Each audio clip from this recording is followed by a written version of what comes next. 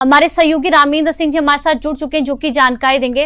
रामेंद्र जी, त्योहार कोई भी हो, यूपी पुलिस अलर्ट है, यूपी पुलिस की तैयारी है, जैसी चुनौती वैसी तैयारी, और उसका प्रमाण है ये त्योहार जो शांतिपूर्ण संपन्न हुआ। देखिए पूजा, क्या है, उत्तर प्रदेश को अगर आप ठीक से देखिए तो ये गंगा जमुनी तहजीब का हिस्सा माना जाता था। और कई बार आप अगर पुराने देखिए कि अगर कई धार्मिक आयोजन होते तो हिंदू मुसलमानों के यहाँ जाते थे धार्मिक आयोजनों में, और मुस्लिम हिंदुओं के यहाँ आते थे। तो ये परंपरा रही है कि एक दूसरे के त्योहारों में सकारात्मक, लेकिन जब से देश के तोड़ने वाले या राजनीतिक ठेकेदार आ गए जो वोट के लालच में ये सारी कार्रवाई कराते थे, उस पर जरूर अंकुश लगा है योगी सरकार के आने के बाद। जो छोटे छोटे दंगे होते थे कि ईद सकारात्मक रूप से मन जाएगी तो रामनवमी में झगड़ा हो जाएगा, रामनवमी मन जाएगी तो ईद पर झगड़ा हो जाएगा, तो ये जो ठेकेदार थे जिनकी दुकानें इनसे चलती थी, उन पर विराम लगा। दूसरा क्या है कि जो लोग आगे आते थे, जिनको उकसा के आगे किया जाता था, उनको पता चल गया है कि दंगे फसाद से कुछ नहीं होना, हमारे घर गिर जाएंगे, हमारे खिलाफ मुकदमे लिखे जाएंगे, कोई रियायत नहीं मिलेगी। तो उसके कारण भी बहुत सारी चीजें बदली हैं। देखिए आप होली से लेकर के रामनवमी तक देखिए, ईद भी था, रमजान भी था, होली भी थी और रामनवमी भी है, पूरी दुर्गा नवरात्र बीत गई, लेकिन कहीं से कोई घटना नहीं हुई। आप देखिए संभल में भगवान रामनवमी के दिन लोगों ने यात्राएं निकाली, तो बहुत सारी जगहों पर ईद सकारात्मक रूप से हुई है। तो ये सारी चीजें बदली हैं।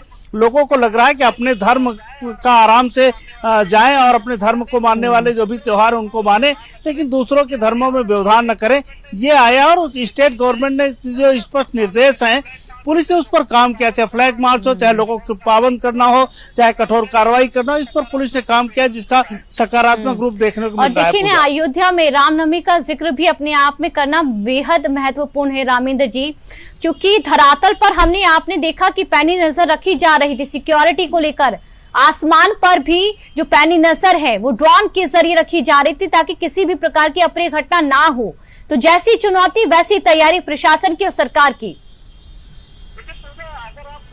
देखिए पूजा, अगर आप कानून व्यवस्था किसी प्रदेश की अच्छी नहीं होगी तो न निवेश आएगा, न पर्यटक आएगा, न धर्म चलेगा, न मंदिर में कोई जाना चाहेगा। ये वही अयोध्या मंदिर है जहां विस्फोट होते थे, वही बनारस मंदिर है जहां विस्फोट होते थे, और वहां जाकर के सुरक्षा व्यवस्था किस तरीके से मुकम्मल की गई।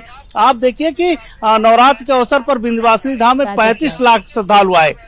आप देखिए, चाहे रामनवमी के अवसर पर भगवान राम की नगरी रही हो, बाबा विश्वनाथ की नगरी रही हो, या मथुरा रहा हो, तो सब जगह जो श्रद्धालु पर्यटक आ रहे हैं वो कुछ न कुछ देख के जा रहे हैं, वो खर्च करने आते हैं। तो आपकी इकोनॉमी भी इससे जुड़ी है। तो या तो बम विस्फोट करा लीजिए और प्रदेश की इकोनॉमी को तोड़वा दीजिए, या फिर कानून व्यवस्था को बेहतर करिए और इकोनॉमी को बेहतर करिए, धर्म को बेहतर करिए, लोगों के साथ रिश्तों को बेहतर करिए, जो सामाजिक सद्भाव उसको बेहतर करिए।